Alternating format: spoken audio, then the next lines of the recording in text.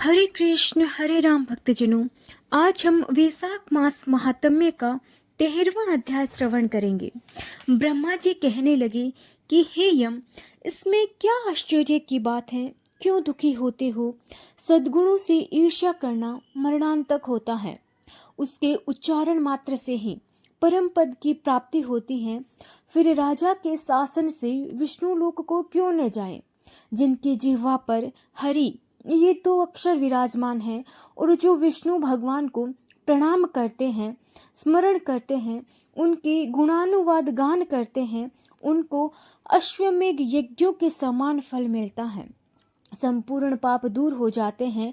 भगवान प्रसन्न होने से विष्णु लोक प्राप्त कर सायुज्यता प्राप्त करते हैं। यज्ञ करने वाले कुरुक्षेत्र या सरस्वती में स्नान करने वालों को तो फिर से जन्म लेना पड़ता है, परंतु वैशाख मास में जो माधव भगवान के धर्मों का पालन करता है, उन पर विष्णु भगवान सदैव प्रसन्न होते हैं, उनकी सदा सहायता करते हैं। हे शौर्य, उस राजा का प्रभाव मेरे वश में नहीं है, क्योंकि वासुदेव भगवान के भक्तों का अशुभ कहीं नहीं होता। उसको जन्म मृत्यु जरा व्याधि आदि भय नहीं व्यापते।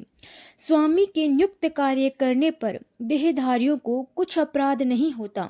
हे यम, जब तू इस कार्य को करने में असमर्थ है तो तेरा क्या दोष? तू शोक मत कर। ब्रह्मा जी के ऐसे कहने पर यम बहुत दुखी हो दीनवाणी से कहने लगा कि हे तात, अब मुझे अपने काम पर जाने की इच्छा नहीं है। इस महावीर्यवान राजा को जब मैं अपने धर्म से चलायमान कर दूंगा, तब कृत्य कृत्य हो जाऊंगा। हे कृपालु, आप मेरे इस कार्य को सिद्ध करा दीजिए, तब मैं फिर शासन करूंगा। यह बात सुन ब्रह्मा जी यम से कहने लगे कि इस विष्णु धर्मपरायण राजा का निग्रह तू नहीं कर सकता। फिर ब्रह्मा जी यम को साथ ले क्षीर सागर में विष्णु भगवान के पास गए और सांख्य योग द्वारा स्तुति करने लगे। तब विष्णु भगवान प्रकट हुए तो यम और ब्रह्मा ने प्रणाम किया। तत्पश्चात विष्णु भगवान ने आने का कारण पूछा। ब्रह्मा जी बोले कि हे श्रेष्ठ, आपके दास राजा के शासन में सब मनुष्य वैशाख धर्मों को करके विष्णु पद को प्राप्त करते चले जा रहे हैं। इसी कारण यमपुरी शून्य हो गई है। इससे अत्यंत दुखी होकर यह यम राजा से युद्ध करने गया और उसको मारने का दंड उठाया। तब आपके चक्र ने इसे परास्त कर दिया, तो ये दुखी हो मेरे पास आया है। हम आपके महात्मा भक्तों को दंड देने के सामर्थ्य नहीं है। अतएव हे महाविभु, हम आपकी शरण में आए हैं।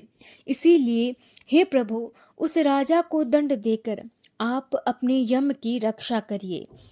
ब्रह्मा के यह वाक्य सुनकर विष्णु भगवान हंसे और ब्रह्मा जी व यम से बोले कि मैं लक्ष्मी तथा प्राण और देह, श्री वत्स, कौस्तुभ मणि तथा वैजयंती माला, श्वेत द्वीप, बैकुंठ, क्षीर सागर, शेष और गरुड़ का त्याग कर सकता हूँ, परंतु ऐसे भक्तों को कदापि नहीं त्याग सकता जिन्होंने मेरे लिए संपूर्ण भोग त्याग दिए, प्राण छोड़ दिए, मुझमें ही अपनी आत्मा को लगा दिया।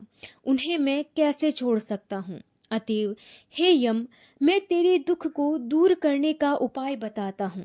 उस राजा को मैंने 10 सहस्त्र वर्ष की आयु दी है।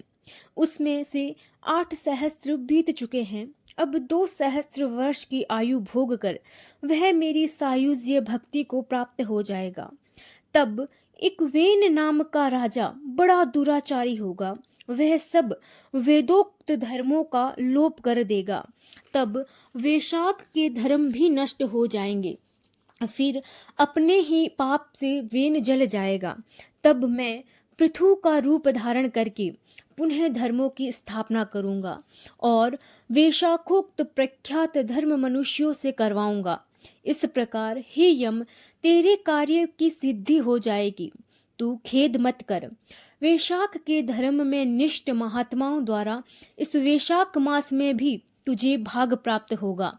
राजा से भी तेरा भाग मिलेगा। तू खेद को छोड़कर पराक्रम प्राप्त होने योग्य बन।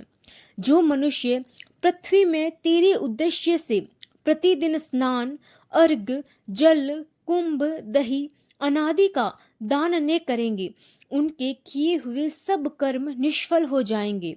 अतएव तू उस राजा के ऊपर क्रोध का त्याग कर दे। वह राजा तेरा भाग देगा, क्योंकि वह मेरा अत्यंत भक्त है। और जो प्राणी तेरा भाग देकर वेशाक धर्मों में प्रवृत्त हो, उनके धर्म में तू विघ्न मत करना। जो धर्म के पालन करता तुम्हें छोड़ केवल मेरा ही भजन करे, उनको तुम मेरी आज्ञा से अवश्य दंड देना। उस राजा से तुम्हें भाग दिलाने के लिए मैं अभी सुनंद को भेजता हूँ। वह वहां जाकर तुम्हें भाग दिलावेगा। तब भगवान ने यम के सामने ही राजा को समझाने के लिए सुनंद को भेज दिया, जो राजा को समझाकर पुनः भगवान के पास आ गया।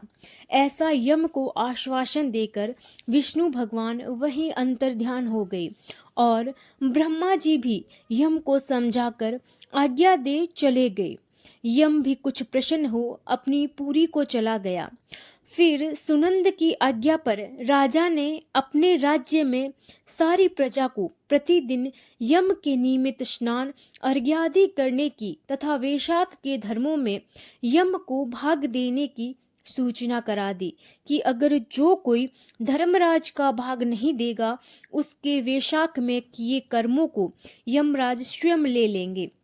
वैशाख की पूर्णमासी के दिन पहले धर्मराज के लिए जल का घड़ा, दही तथा अन्न दान करना चाहिए। फिर पितृेश्वरों के निमित्त, गुरु के निमित्त, पीछे जनार्दन मधुसूदन भगवान के निमित्त उनकी प्रतिमा बनवाकर धर्म के चलाने वाले गरीब ब्राह्मणों को शीतल जल, दही, अन्न, तांबूल, दक्षिणा और फल कांसे के पात्र में रखकर अर्पण करना चाहिए। और राजा स्वयं भी ऐसा ही करने लगा। तत्पश्चात राजा अपनी शेष आयु को पूरी कर यथेष्ट भोग, पुत्र पौत्रादि समेत बैकुंठ को चला गया। फिर वेन नाम का एक महानीच राजा हुआ। उसने सब धर्म तथा वैशाख धर्मों को लोप कर दिया। अतः सब प्राणी धर्मों को करना भूल गए। इसी कारण वैशाखोक्त धर्म बहुत प्रसिद्ध नहीं रहा। विष्णु भगवान के कोई विरेले भक्त ही इन धर्मों को जानते हैं। हरि शरणम हरि शरणम। 13वां अध्याय यहीं समाप्त होता है। जय श्री कृष्णा। हरे राम हरि शरणम हरि शरणम।